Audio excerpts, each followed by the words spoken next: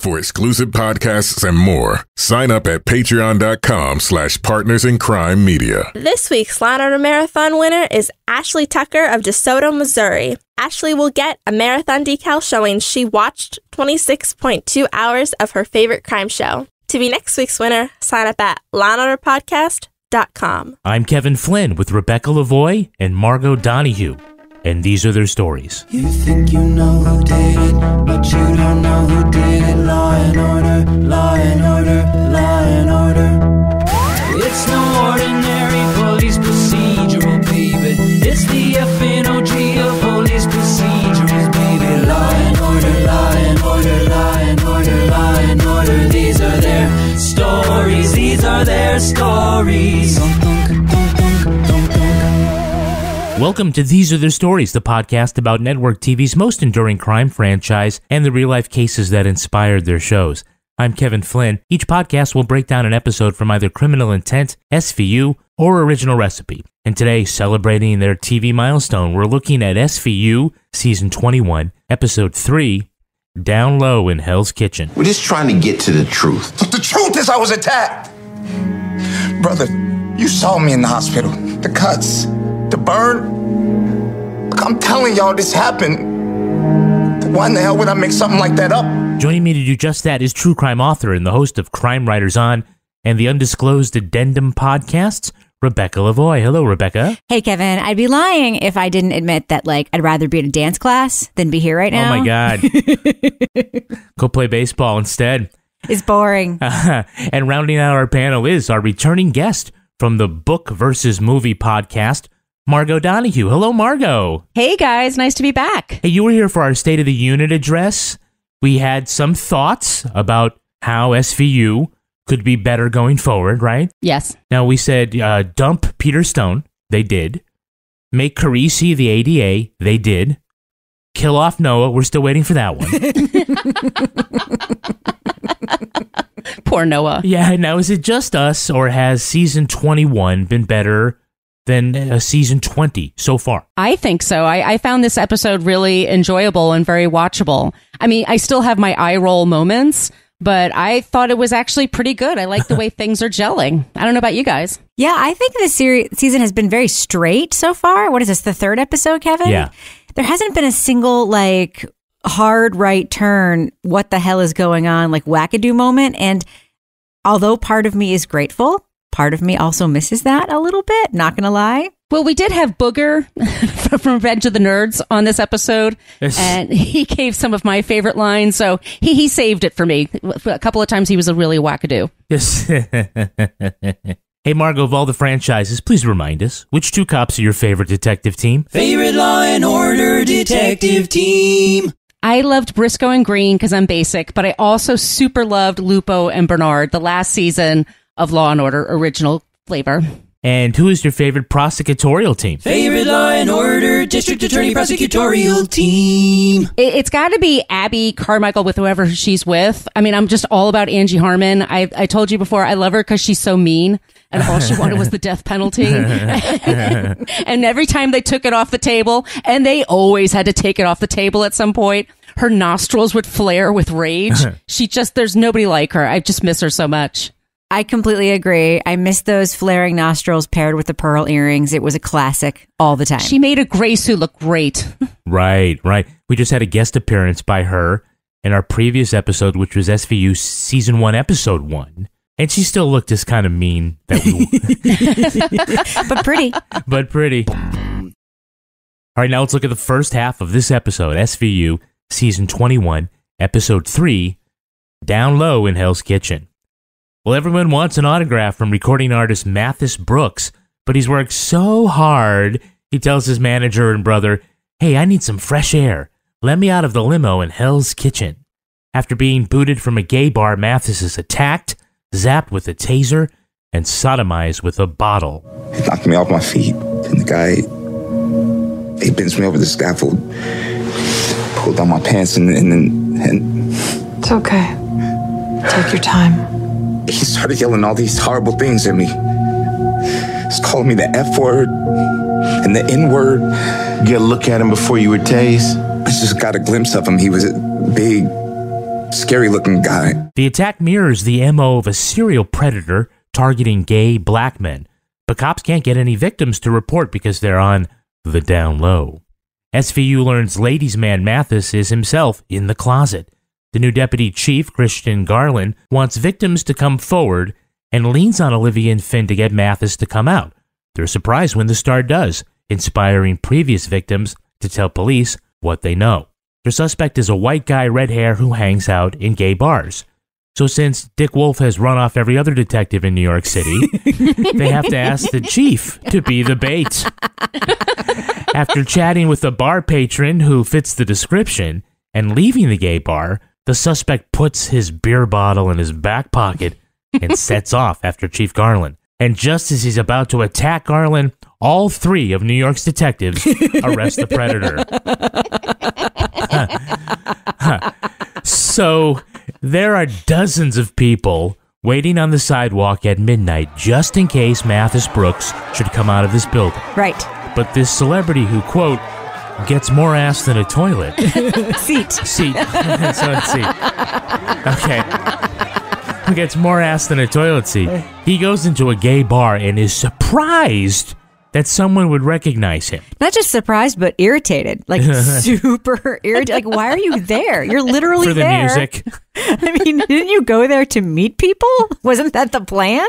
Now, this guy says he dated Ariana Grande, so of course the gays know who he is. And Halsey. Yeah, I was going to say, I was rather shocked that they actually used the names Halsey and Ariana. Use the names of real women singers to basically say that he's just like plowing through them left and right, and that he didn't make up names of pop stars. You know what I mean? It's just sort of like, because immediately I'm like, oh, I know those two. Why are they just an ass to him? Like, that just like, I thought that was strange. Yeah, it was a little strange because show also has a very strange relationship with reality where they like will make up a fake president, but then everybody go to like Five Guys or whatever, or the opposite. Like, right. You never know which way they're going to go with reality. Now, we know two things about Finn. He's an expert at street drug iconography. Yes. And if he needs to know gay things, he goes to his son. Yeah, but Finn was super woke in this episode. You know, him correcting the LGBTQ moment. But I will say, you know how we know this show has been on a long ass time? How? Finn's once teenage gay son is now Finn's old man gay son. That dude is all grown up. And a father. Jaden was just talking about you. Yeah? You like that shirt I got him? He'll grow into it. Yeah, the actor who played Ken has been on since 2004. Really? 2004? He's been on for 16 years? Yeah, he comes on like once a year and collects his check and moves on. I love the scene where Finn talks about getting his kid a present. And he says very pointedly, yeah, he may fit into it someday. Like, and Finn just kind of like, yeah, I'm an asshole. I don't know what size he is. No, I always thought that was good. When I had kids, everybody, when they're 6 months, everybody buys 6 month stuff. And then at 12 months, you have nothing. So right. I think that was okay.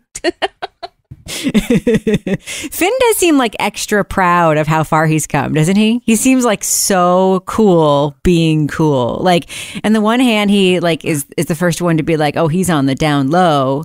And on the other hand, he's the one who's like Mr. Woke Detective of the Year. Like, he seems to really, really be reveling in how cool he's come. Like, even when he's sitting in the bar with Carisi, like, he doesn't make any of his old like 2005 quips, like, you know that I'm only doing this for the job. Like, he seems to really want to lean into his wokeness, and I appreciate that. He's growing finally. Now, when Ken tells him, these men, and I shouldn't even tell you this much, have wives, kids. What on the low? Finn goes, the down low. It's like he said, El Chupacabra. That's a very famous episode of SVU. Their down low episode. I think it's like from 10 or 15 years ago. And oh my God, it's so dated now when you watch it. I watch it with my mouth wide open. Like, they're saying these things out loud. It's they demonize the whole thing. Yeah. Yeah. Now, it's our first new cop in about 5 years. So what do you need? Manpower for a wider canvas, security cam checks. I would like to augment with detectives from hate crimes. They're spread thinner than SVU. And if they'd heard about this, they'd have looped me in. Deputy Chief Christian Garland. Yay. We're going to talk about the actor in Hey, It's That Guy, but here he goes. He's a young, tough, sexually ambiguous black Ivy Leaguer who's now a cop. So many of those. This is going to be a recurring role of some kind. I do think Benson misses a Kragan-like foil to get pushed back from and build a dramatic tension. Yeah, but she got like 4 seconds of pushback from him, and then he agreed to be like their actor in like a sting operation in like 4. I mean, don't you have paperwork? Don't you have there's something else to do? Don't you have someone to discipline right now? I like him. I mean, he looked like totally stiff when he was in that bar. And I was like, didn't you ever do this in the past when you were a young cop? Like, didn't you have to do these kinds of things? Like, is there any muscle memory there? But I mean, he sticks out like a sore thumb, but I like him as a character. I'm glad he's on the show because they've needed to kind of put a more of a bouillabaisse of kind of people. And I think he adds to it. Now, we know he's replacing Dodds, who got demoted in episode 1. Mm-hmm. Yep. It is now apparently a traffic cop on Staten Island. R.I.P. eyebrows. Yeah, and then they all... eyebrows. And then they all... they says, when we mess up, we're all going to be traffic cops on Staten Island. I want to know, how many traffic cops are there on Staten Island? It's got to be chock full of them. Someone's got to patrol all the Camaros, Kevin. All the bitching Camaros. I do love how he says the word Dodds, like it's like the worst punishment. We're going to be doing traffic on Staten Island with Dodds. I'm like, it's Peter Gallagher. It's not that bad. Have you ever been to Staten Island? It's going to be the Profaci of this. Oh, Profaci. That's true. That's true. It's fucking lame there. I have friends that live there. God bless them, but no thank you. Now, there are several references in this case that it should be kicked to hate crimes. Now, this reminds us that Law & Order hate crime series has been held up. It has? Yeah. It's, it got green lit, and then a couple of months later, it got, not canceled, but kind of put on the shelf. They never cast anybody for it. Are they just like putting those scripts on this show now? I think Is so. that what they're doing? Because this script could have been on that show. I think it would have been a good one. I mean, if it ever gets back on track, it'll be a soft rollout within an SVU episode. Like it'd be a crossover, and they'll work together on a case. And then, I mean, this would have been, I think, a really good one. I totally agree with you. It is because it is a total hate crime. So why don't they have those people involved in it? But I love the rip from the headline stuff that they do, and they tweak it just enough. And I think they're trying to get back at Rahm Emanuel for like having his meltdown about what happened in Chicago. You know what I mean? And he was a total dick about it. Like, I think they're trying to show like, no, let's be a little bit more compassionate for what Mathis is going through. Yeah, I think they didn't bring anybody over from hate crimes because they have fewer detectives than they do in SVU. That's not possible. I mean, even in the last episode, they were saying, yeah, man, you can bring us some more detectives. It's just Rollins and I, for fuck's sake. And Olivia, who apparently also has no paperwork to do. Yeah. Poor Olivia, her day must be like 47 hours long. She's got to walk Noah to his stupid baseball practice. She's got to like do all the paperwork. Lucy is getting rich. The shift assignments and be a detective out on the streets. It's a lot of work. There's no rest for the Olivia. All right, let's check out our Hey, It's That Guys. Hey, it's that guy. Okay, the actor playing Mathis' agent, Mr. Fish. Margo, can you take that? Who's that actor? Curtis Armstrong. Yeah. You know the women he goes out with? Hey, 1 week Halsey, next week Ariana. The kid, pardon my French, gets more ass than a toilet seat. I remember him as Mr. Viola from Moonlighting, but as you said, you remember him as Booger from Revenge of the Nerds. Yes. Okay, it's a very problematic movie, Revenge of the Nerds, for sure. But what holds up completely is Booger. Yeah. Booger is freaking hilarious the whole time. Yeah. If you could just make a movie of just Booger, it'd be perfect. Now, Margo, for Revenge of the Nerds, I want to know which was better, the book or the movie? The book was way deep. that whole rape scene. All those scenes they had to cut. Yes, they explained it much better with the rape scenes and shit like that. Why they needed to do the panty raid was really more in depth. So we talked about Chief Garland. Who is that actor? Anybody know? She calls her boss, and he calls my boss, and the two of us are out doing traffic stops in Staten Island with Dodds. I don't. That's I don't. Demore Barnes. Right now, he's playing Mr. Ibis, the Undertaker, on American Gods, and the evil Wintergreen on DC Titans. Yeah, we don't watch those shows. Yeah. Yeah, I have no idea what you're talking about. Maybe you've seen him with his roles in 12 Monkeys, Waco, or Hemlock Grove. I've seen 12 Monkeys, but that movie came out like 20 the years TV ago. show. Oh, okay. I have no idea what you're Oh my talking God, about right Sorry, now. we don't watch any of those All shows. going over my head. We don't watch any of those shows. No. He seems like a very fine actor, though. He really does. Yeah, I like him. Yeah, I would like to see him in this as a stronger role. How about our Hey, It's That Girl? Hey, it's that girl. Who has been playing Unit Chief Vanessa Hadid over at the ADA's office? Oh, that Dick. The one who's always mean to Carisi. Yeah. D'Angelo's already gotten a judge to drop the charges on the Mathis assault. I don't see a path to indictment on the other three. I don't know who it is. I just know she's kind of a dick to Carisi. Yeah. That's Zuluka Robinson. She's probably best known from Lost. Oh, my goodness. Yeah, she was the cop who accompanied Sawyer on the flight. Yes. And Okay, she was it's coming around for back to 3 me. seasons until Hurley blew her up with a bag full of dynamite. That's right. Which is so Hurley.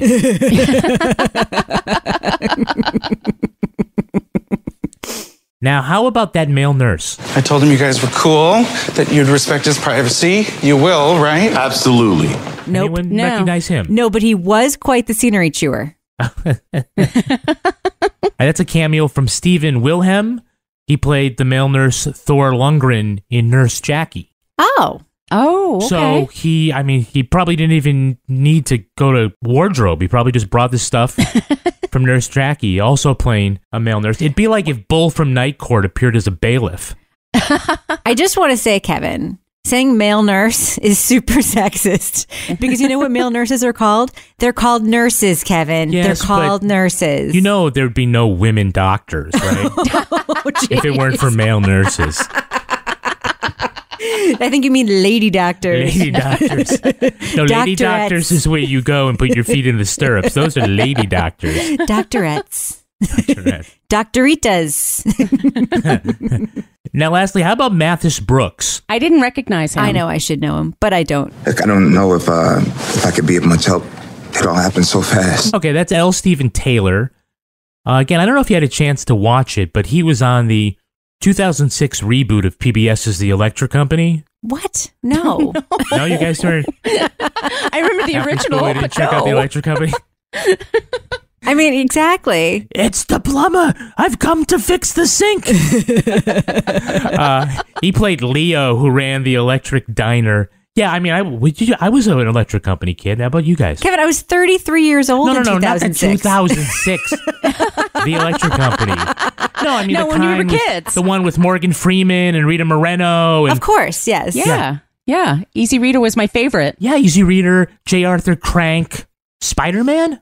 Yes, I remember all that. They didn't have Morgan Freeman in the reboot, but they did have Paul the Gorilla. Oh, okay. Well, Do you remember the chef that would fall? yes. Well, With all The the chef pies. that would fall would be like 12 cream pies. Blah, blah, blah, blah, blah. That was the dude from the Jeffersons, right? Oh, that's Wasn't that guy right. also on the Jeffersons? oh yeah, Early? The snooty British neighbor? yeah. Mr. Hurley. And he had to step on his back. Yes, you're right. The Private Eye, Fargo North, Decoder. You're really stretching it. That's Paul. Hey, judging by all the victims, new chief. You know what, Chief? Don't take this the wrong way, but you're his type. I think you're his type. Oh, God. I know. What does that mean? It means you could be straight, but we all know you're gay. Like, what does that mean? You're his type. Clean cut. Like, it was very hard to figure You're out exactly passable. what they were going for. What is the... You seem like the kind of guy who'd be lying to your family and living a lie. Exactly. Living a double life. Tortured inside. You seem like that guy. They never say to Rollins, hey, that rapist is your type. Exactly. Or you're that rapist type. Exactly. Right. You're that rapist type, and you're that rapist type. It's true. They do never do that. Now, Finn, and for some reason, Carisi, are undercover in the gay bar together, which great. is hysterical. It's awesome. By the way, their shipper name is Farisi. Mm-hmm. And first of all, they're admiring how good a homosexual the chief is playing. That's right, because he can ball. That's right. It says the chief can ball. That's what, the fifth guy in now? The chief can ball. Look, is that an appropriate sports analogy to use in this case?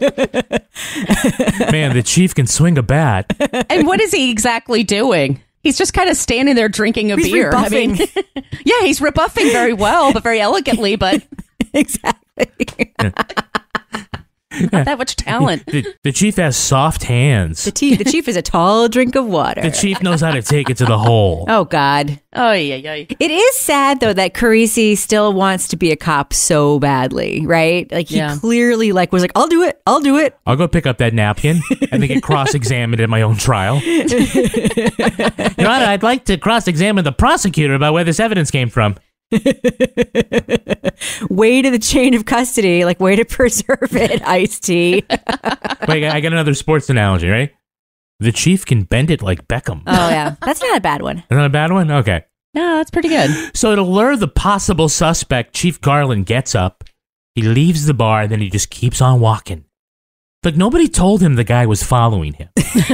Right? He could have just kept on walking to the Bronx and never known what was going on behind him. That's right. He just left, right? He wasn't leaving to That's a good point. I didn't think of that. Do they have a plan? It's not like they don't know which scaffolding tunnel that the guy's going to attack people in. Right. Well, no, I mean, I think he knew that that was the next thing to do, but he had no idea. He didn't look back to see the guy putting the bottle in his back pocket. Right. He goes, I'm cute enough. This guy's coming for me one way or the other. He's got game. He can ball. I have a question. Yeah. What is going on with the budget of this show? Where, well, first of all, I do appreciate that they're going back to real buildings to do some of those courtroom and outside courtroom scenes. Yeah. The fake sets they had for a few years were real bad. They were really bad with the clearly painted fake marble pillars and stuff. Right. But they, in this episode, reference a whole bunch of other people, other, uniform cops that they're sending to bars and stuff. They're always talking about other people off screen, but clearly can't afford to pay those other people the $100 or whatever it would be to show up for one day to be in the background of a shot. They're like, if you want this to get to season 22, we got to cut some corners here. It feels that way. It really does. I forgot to mention last week when we were doing season 1 and we had that courtroom scene. For the first season of SVU, they didn't have their own courtroom set, so they used the Law and Order courtroom set, but they were always using it, so they can only use it on Saturday. Really? For wow. real. They're like, on Saturday you can come and shoot your fucking thing, but it's ours Sunday through Friday or whatever. Wow. Because we know that Sam Waterston's very particular about, his courtroom. Well, he can ball. He can ball.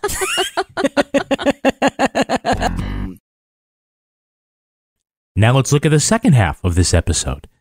Mathis Brooks is enjoying the public adoration as a hate crime victim, but he doesn't do so well when detectives inform him that they captured his attacker. Number 3? Are you saying that it's number 3? Am I? Actually, it was number 6. Oh, wait, was it 3? What is this, counselor? Phone a friend? Just saying what everyone's thinking. Yeah, hold up. You know what? I know what was wrong. I turned and then I got a glimpse. Okay. So I was like this. Number 2. No. Well, they like Jeff Moran for the string of attacks. He has an alibi for Mathis's attack. That's when video surfaces of Mathis's brother buying a taser right before the assault. Mr. Fish says TMZ was about to out Mathis, so to get ahead of it, they staged the attack, hoping to get some public sympathy. Now this case is a fucking shit show, and Carisi's boss, ADA Pissy Pants, says the defendant is going to walk. Now that's when a previous victim returns with new information. A month before Moran attacked him in the street, they met at the same gay bar and Moran gave him a bathroom BJ. Carisi confronts the suspect and offers a bargain. Take a plea and go to jail as a straight guy, or take a chance at trial and go to jail as a known homosexual. And remember, in jail, it's BYOB. Jesus. It's back to the down low episode, like from 10 years ago. It just felt like that very threatening thing, like they're gonna know you're gay. So you might as well take the deal. Nothing like the rape cops threatening rape in jail. Olivia talks Garland out of charging Mathis with false reporting, and Finn urges the singer to address whatever demon in his past made him fake the crime. Also, Noah takes ballet.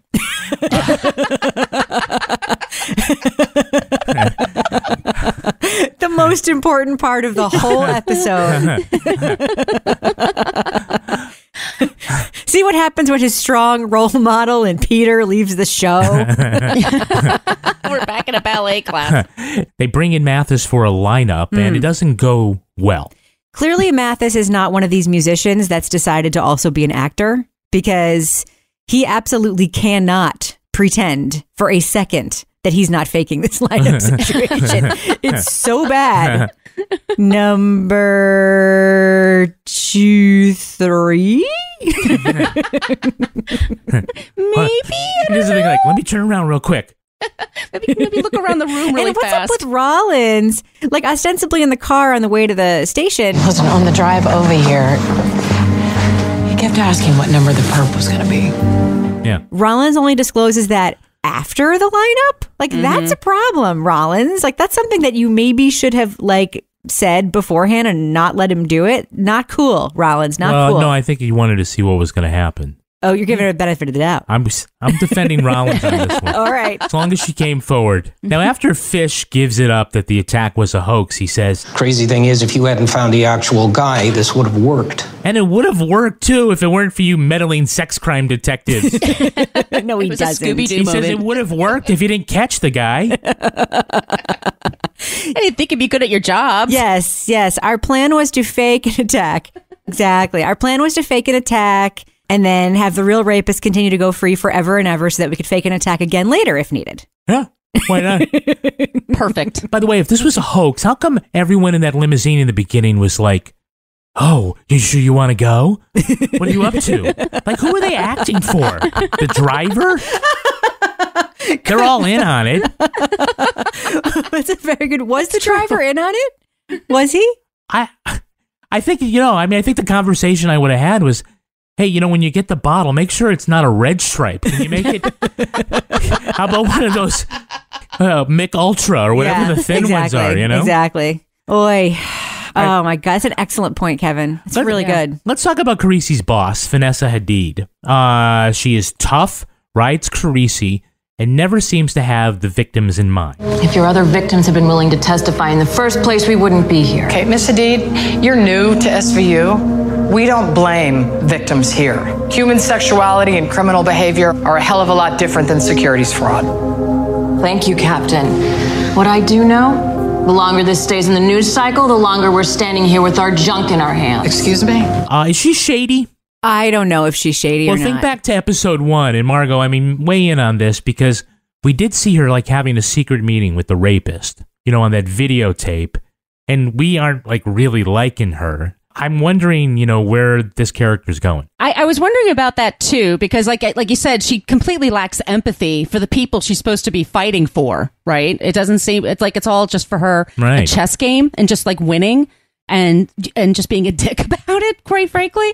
I don't know. I'm not quite sure what they're doing with her. What's the point of her? I'm actually interested to see what they do with her character, but in this episode, I found her really annoying. I think it would be tough to move into a brand new division of your practice, right? To move from one DA division to the SVU division.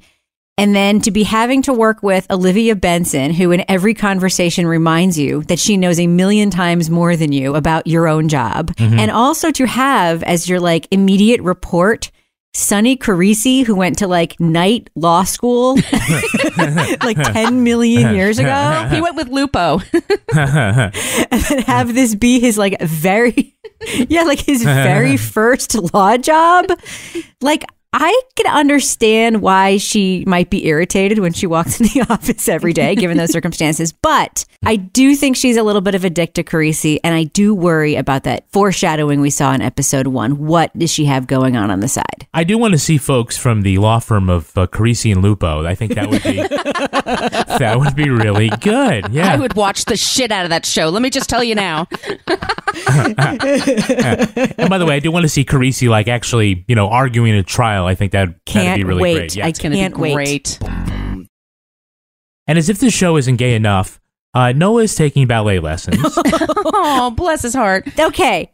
That was really problematic, right? Yeah. It really was, because clearly middle America or whatever is going to be like, oh, that signals that he might be gay. And it's like, no, it doesn't, because people who are straight or gay or anything at all can be interested and take ballet. Yeah, but also he wouldn't go to bed and everybody thought he was a serial killer. It's a ridiculous stereotype. It's ridiculous. Also, the real problem with that scene is I very clearly saw Noah point through a window and say, that looks fun. And he was looking at a hip hop class. Yeah. Thank you. Not a ballet class. He's like, this isn't the right Yes, exactly. So, you're going to take him out of baseball, which he's decided is boring, which, by the way, good on you, Noah, because it fucking is. Yeah. And he's pointing to the super fun hip hop window, and then she's taking him to Pliéville. What are you doing? You were not paying attention to your kid. Also, he knew exactly what he was doing as soon as he got there. First, feet position 1, 2, 3. He knew exactly what he was doing. So I don't know. Maybe he's been doing it on the side. She didn't know. Look, the actor is named Ryan Bugle, and on his Twitter, he has a video of himself and other dancers dancing to the Law and Order theme. He does a backflip. Nice. Yeah. He does. I mean, he's legit. So this is our way to bring his talent into the show. I think so. He's on a show on Broadway right now, and I'm blanking on the name of it, but I followed his Twitter feed too. And he's selling shirts that there's 3 different styles, and that if you buy it, a portion goes to a nonprofit that helps kids take dance classes in New York. He's actually a really exceptional kid. So I support this. That's great. Well, we all know that the actress who plays Lucy is also a Broadway actress. Yeah. So maybe that's they have been rehearsing apparently 18 hours a day while Olivia's been out catching bad guys. That's what they've been doing. It's also a way of getting back at Good Morning America. Laura Spencer with her whole making fun of kids, Prince George taking ballet lessons. I think it was sort of a reaction to that. Totally. Yeah, right. totally. Absolutely. But I have a question. I'm looking at this kid's Twitter account right now. Oh. He's a kid. Why the hell does he have a Twitter account? Because he's getting paid more than 3 of us. I think he's always left alone, even in real life, the poor kid. Lucy helps him run it. Yeah. I have to say, though, I'll tell you guys, maybe I'm a total sap. I loved seeing that little kid in that ballet class. I thought it was very sweet. I thought it was a nice way to end the episode. I don't know. I give Olivia a hard time. I thought this was like a win for her. She did something right by the kids. So yeah, no, I thought it was a nice way to end the episode as well. I just wish it hadn't been an episode about download gay men that they did this. I mean, it's one thing for Olivia to, have a kid who is not interested in just baseball, not be boring. That's awesome. But the fact that they did it in this episode, that was so clearly about people concealing who they really are. And Olivia has now learned, because she's had one day working on crime against gay men. Now she's now learned that you need to accept whatever your son wants to take for a dance class. It's bullshit. The timing of it is bullshit. It's fine that they did it. It was very sweet to see him dancing. But yeah, I'm just she lives in New York, for fuck's sakes. Are we supposed to believe that she's only accepting now?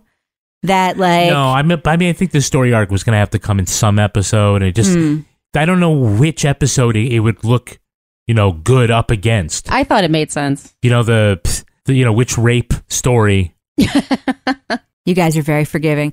I would have liked to see, how Munch used to babysit Noah when he was little? Yeah. Yeah. I'd love it if Finn were now the squad babysitter for Noah, and then Finn spends a day with Noah, comes back to the squad, with big pizza box or whatever. And Olivia's like, what did you do today with your new male role model, Noah? Because remember how she said that bullshit thing to Peter? Yeah. And Finn is like, oh, you wanted to do ballet. So I took him to a ballet class. And then just cut, next scene. That would be that. That would have been more fun to me. Yeah, he might want to dance, but I think he should hang out with Finn, learn to rap. You do that hip hop with him, the hip hop dancing. Hey, you know what's not clear to me is that no one was reporting these serial assaults. They weren't in the news. So how does Mathis know about the attacks and what happens? Exactly. That's an excellent point. Did I miss point. that? Margo, did you pick up on that? Yeah, well, I'm guessing that there's a whole other social network for the down low guys, and so they kind of maybe send out a bat signal like, okay, be careful, here in Hell's Kitchen, there's all kinds of murders happening, which is, by the way, one of the most expensive parts of New York right now. You mean Instagram? Yeah, there's I don't know. It's something's on there where they have that. Yeah, you're right, because that doesn't make any sense. Yeah, you're right. How the hell would he know? Well, Finn's son knew about it, right? Yeah, well, he's on Finsta. That's why. Yeah, it's true. Yeah. No, but he knew about it from all of the guys. Right. Well, I mean, I think if you're they were saying, like, if you were part of the community, there was word of mouth that people knew about it. But Mathis is like, as someone said, Mathis is so deep in the closet, he went past Narnia. I love that joke. So, I mean, I'm trying to figure out, like, how does this crew know about? I mean, it's this crew is. I don't know. It just doesn't seemed like a plot hole. Well, there's another plot hole that's adjacent to it, which is that Finn's son is a counselor, at an LGBTQ crisis center, right? Yeah. So all of these men who don't tell anybody in their lives that they're gay, right? Are going to see Finn's son at the LGBTQ crisis center? Like that's the other thing that they do on Tuesday nights when they're out pretending to be out with the choir guys for a drink after choir practice? Like, how would Finn's son have heard about it, if there isn't some sort of network? I mean, how does Finn know about the iconography of South American cocaine packets when he's been in sex crimes for 20 years? He stays on top of it. He works for, the son works for a nonprofit, correct? I mean, I'm getting the idea that it's a crisis center. It is the nicest crisis center I've ever seen in my life. It is like so fancy. Yeah. I'd hang out there too. It's like real furniture. Yeah. All their pamphlets are new. Okay, so, zapping you with a taser and sticking a bottle up your ass does sound like something a brother would do to you. It's pretty extreme. Well, no, but I mean, he'd really call you scrote and then do it. You had teenagers. I could just see it happening. I don't think that is a thing that brothers do, Kevin. Clearly, you've never had a brother before. I've had cousins. But it does seem like they did go pretty far in perpetrating this fraud. And one could argue Get to the bottleneck of that he's actually a victim, even though he did it to himself, because it seemed pretty freaking awful. Yeah, but I just think there's a lot of brothers out there that would really, they would just push the other brother down and do that dangling loogie thing. Yeah. They would love to get a taser. I will so taser you. You don't have to pay me. Just tell me where you want it. And then the bottle. Oh, dude. The bottle actually really got to me. I can put this on my company credit card. Exactly. All right, let's take a look at the real life story that inspired this episode. It's time for Ripped from the Headlines. What could it be? You think you know who did it. You think you know who did it. But you don't know who did it. You don't know who did it. Ripped from the headlines. This episode was inspired by the hate crime claim of actor Jussie Smollett. In January, the actor said he was attacked by two men in ski masks in the early morning near his Chicago apartment. Smollett said the assailants beat him up, taunted him with racial and homophobic slurs, poured bleach on him, and tried to lynch him with a rope. He told police he had recently received threatening letters because of his criticism of President Trump. News of the alleged hate crime was met with much fury from celebrities and politicians. Investigators determined the racist attackers were actually a pair of brothers from Nigeria who worked as extras on Smollett's TV show Empire. Police said Smollett paid the brothers $3,500 to stage the assault. They said the actor set the hoax in motion because he thought the sympathy he'd receive would get him more money on the TV show. A grand jury indicted Smollett with filing a false police report, but prosecutors unexpectedly dropped the charges. He was kicked off the cast of Empire, and Chicago's mayor demanded he pay back the $100,000 the city spent investigating the fake crime. All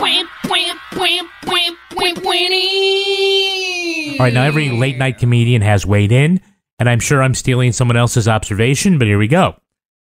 His story was he was out getting a sandwich from Subway, and after this brutal attack, he keeps the sandwich and brings it back with him. I'm thinking, That must have been one good-looking sandwich.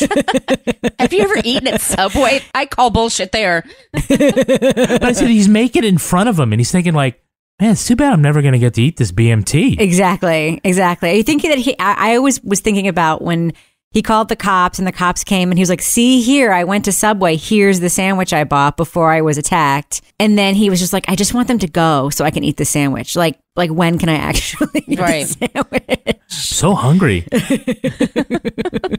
don't know if you remember this in Chicago, but this was in the middle of the polar vortex. Yeah. Man, nobody is that racist. Actually, I do think people are that racist. However, it was a good opportunity for the fake attackers to wear those giant parkas, right? Mm-hmm. Yeah, I guess. I don't know. I really don't think Klansmen, at some point they're like, man, I know I want to commit a hate crime, but can't we do it on another night? Or another part of the country that isn't freezing for 6 months out of the year? Can we go back to Alabama and try it there? Yeah, that's what I'm thinking. Yeah, Birmingham. Could we just, if you told me what happened there, I mean, maybe my little pea brain, that's how I think about it. But for me, I was always like, he's in Chicago and this is happening? I don't know. I was always a little bit skeptical of the story. There was a lot to be skeptical about in the story. Yeah. I remember being skeptical about the fact that he claimed that they put a rope around his neck. And when the cops arrived, he still had the rope around his neck. Listen, You wanted to show everything. You wanted to bring all the receipts. Yes, listen, I'm not saying that there is a way to behave when you're the victim of a crime. We all know that there is no right way to behave. Of a real crime, but yeah. But that was the detail that always he was like, look, see? As if they wouldn't have believed him if he had run home and then taken off the rope. He could have just pointed to the rope on the table and said that rope was the one they attacked me with. But instead, the detail where he had to still be wearing it and being like, see, it was on my neck. See, that always struck me a little bit off. 2 guys from Nigeria buying MAGA hats. No one's going to remember that. The story. And it's like, oh yeah, makes sense.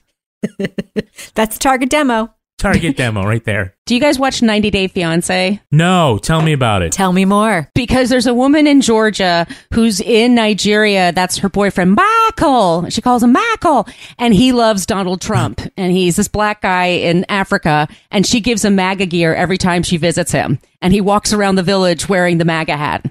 So I kind of could see it's as odd as I am describing and just as compelling as you think. It's fascinating to me. He loves Donald Trump. So yeah, I could picture it. But yeah, it stands out. How are we all not watching this show right now fantastic. instead of watching stupid episodes of SVU? Only so many hours in a day, Rebecca. Now, the lead actor of Empire, Terrence Howard, has stood by Jussie. He continues to believe the attack was real. And last week, the actor said that he was the heart of the show and he wants him to come back. Listen, everyone knows that Terrence Howard is a well-known jackhole. Am I wrong? He's a lunatic. Well, he is kind of crazy. He is currently in a war with the world's mathematicians because he believes 1 × 1 = 2. I'm not kidding. He actually does. Did you see the red carpet interview that he gave? There's No. a red carpet interview he did, I think, at the Emmys. It was a couple of weeks ago. Oh, you got to look it up, you guys. He gives an interview with E! And then also with Extra, I think it is. But he's out of his damn mind. He's just, and they don't even know what to do. They just let him babble. Here's my favorite Wikipedia thing about Terrence Howard. Are you ready? Yeah. Though he did not complete his engineering degree, Howard thinks of himself as an engineer and intends to return one day to complete the, quote, 3 credits of which he is currently short. On Wikipedia, they put the 3 credits in quotes. But also, Terrence Howard has been arrested several times for domestic violence. Oh. Yeah. He's a problematic dude, and he is not the champion you want when you are in trouble telling the world that they should be on your side. Well, if he thinks 1 × 1 = 2, I do not want to travel over the bridge he designs. No. That's going to do it for us. We want to thank our guest, Margo Donohue. Margo, where can our listeners follow you online? The best place to follow me on Twitter and Instagram is at Brooklyn Fit Chick, and my blog is brooklynfitchick.com, and all the shows that I work on, I post there. And Rebecca Lavoie, how can our listeners follow you? You can follow me on Twitter or Instagram at Reb Lavoie. And you can track me on Twitter at Kevin P. Flynn. You can also tweet to us at Law & Order Pod. or follow us on Instagram at These Are Their Stories Podcast. Our newsreader was Cy Frater. Our theme music was composed and performed by Uncanny Valleys. Line editing by Henry Lavoie. Content assistance from Travis Roy. Lily Flynn handles promotions. To get ad-free episodes of These Are Their Stories a week early, sign up for Stitcher Premium. All clips in this podcast were used in compliance with the U.S. Copyrights Act fair use exemption for criticism and commentary. Special thanks to the elite squad of the Law & Order Wiki community for preserving the evidence. If you want to know what episodes we're talking about in our upcoming shows, go to lawandorderpodcast.com. Sign up for our newsletter for a chance to be our next Law & Order Marathon winner. These Are Their Stories was recorded in the Yoga Loft above the Bodega in Bay St. Louis, Mississippi studio. It is a production of Partners in Crime Media.